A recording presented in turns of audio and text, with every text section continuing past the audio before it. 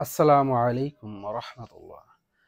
গত পর্বে তাওহিদের তিনটি প্রকারের মধ্যে আমরা প্রথমটি নিয়ে অর্থাৎ সত্তাগত তাওহিদ নিয়ে কথা বলেছি। আজ আমরা দ্বিতীয় যে পয়েন্টটা আছে ইবাদাতের তাওহিদ, এটা নিয়ে কথা বলবো ইনশাআল্লাহ।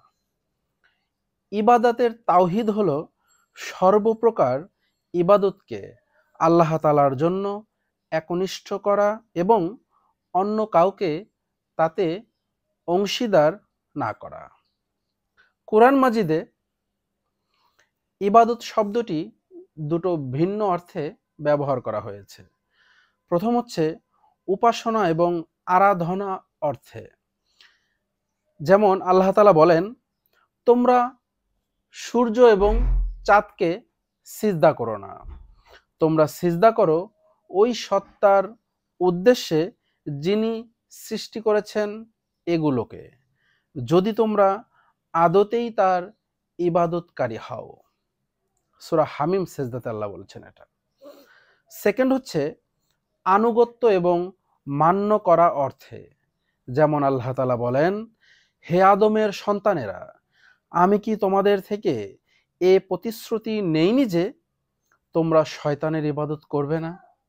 নিশ্চয়ই সে তোমাদের প্রকাশ্য শত্রু। প্রথম যে আয়াত আমরা পড়েছি সেখানে পূজা এবং আরাধনার বিবেচনায় তাওহীদের অর্থ হলো সর্বপ্রকার ইবাদত, যেমন সালাত এবং সালাতের আভ্যন্তরীণ অন্যান্য আমল যথা কিয়াম, রুকু, সেজদা, মানত, দান, সদকা, কুরবানি, তাওয়াফ, ইতেকাফ, দোয়া, এক অদৃশ্য সত্তাকে ডাকা, মিনতি, নিবেদন, সাহায্য প্রার্থনা, আশ্রয় প্রার্থনা, সন্তুষ্টি কামনা, ভরসা, ভয় এবং প্রত্যাশা করা। এ সব কিছু একমাত্র আল্লাহ তাআলার জন্যই একনিষ্ঠ হওয়া। এসবের কোনোটি যদি আল্লাহ তাআলা ছাড়া অন্য কারো জন্য হয়ে থাকে তাহলে তা ইবাদতের শিরক হবে। দ্বিতীয় অর্থ অর্থাৎ আনুগত্য এবং মান্য করার বিবেচনায় ইবাদতের তাওহীদ হলো জীবনের প্রত্যেকটি ব্যাপারে একমাত্র আল্লাহ তাআলার আইন ও বিধি বিধানের আনুগত্য করা এবং তা নির্দ্বিধায় মেনে নেওয়া। আল্লাহ তাআলার আইন ও বিধান ছেড়ে অন্য কারো আইন এবং বিধানের আনুগত্য করা, তা সে নিজের হোক বা তার বাপদাদা অথবা অন্য কোনো ধর্মীয় রাজনৈতিক নেতা, শয়তান কিংবা তাগুত, এগুলো হলো ইবাদতের শিরক। যেমনই ভাবে আল্লাহ তাআলার উপাসনার ক্ষেত্রে অন্য কাউকে অংশীদার সাব্যস্ত করা শিরক। সূরা ফুরকানে আল্লাহ তাআলা বলেছেন, কখনো কি আপনি ওই ব্যক্তির অবস্থান নিয়ে ভেবেছেন যে নিজের প্রবৃত্তিকে ইলাহ বানিয়ে নিয়েছে?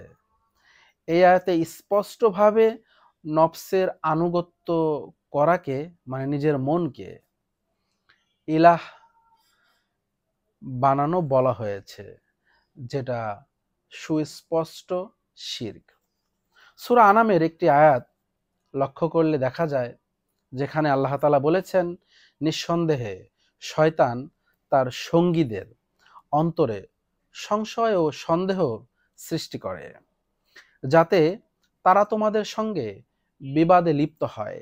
যদি তোমরা তাদের আনুগত্য করো তাহলে তোমরা তো নিঃসন্দেহে মুশরিক।